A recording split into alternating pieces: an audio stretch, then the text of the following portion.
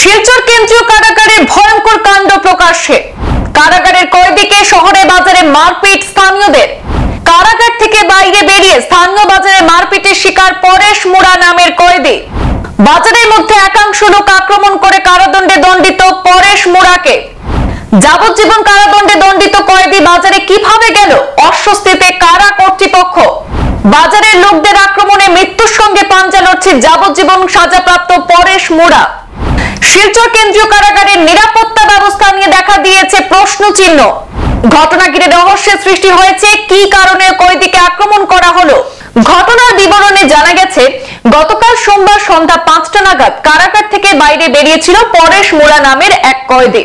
বাজারের মধ্যে যাবজ্জীবন কারাদণ্ডে দণ্ডিত সেই পরেশ মুড়াকে দেখে একাংশ লোক আক্রমণ চালায় বলে অভিযোগ।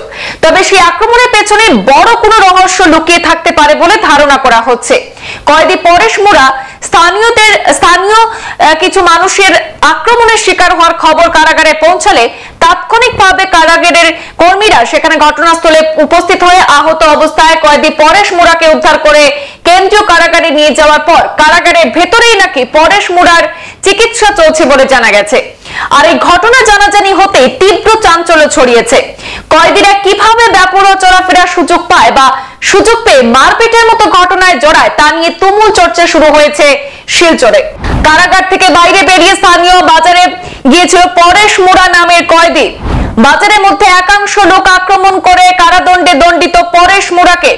কিভাবে কারাগার থেকে বেরিয়ে গিয়েছিল কয়েদি, তুমুল বিতর্কে পড়েছে শিলচর কেন্দ্রীয় কারাগার কর্তৃপক্ষ। সেই ব্যক্তি যে কেন্দ্রীয় কারাগারের কয়েদি, বাজারের লোকজন কিভাবে শনাক্ত করেছে? মারপিটের নেপথ্যে কি অন্য কোনো কারণ রয়েছে তা নিয়ে চলছে জোর চর্চা। শিলচর কেন্দ্রীয় কারাগারের নিরাপত্তা ব্যবস্থা নিয়ে দেখা দিয়েছে প্রশ্ন চিহ্ন। সংবাদ এ পর্যন্তই, ফিরছি পরবর্তী অন্যান্য আপডেট নিয়ে। ধন্যবাদ।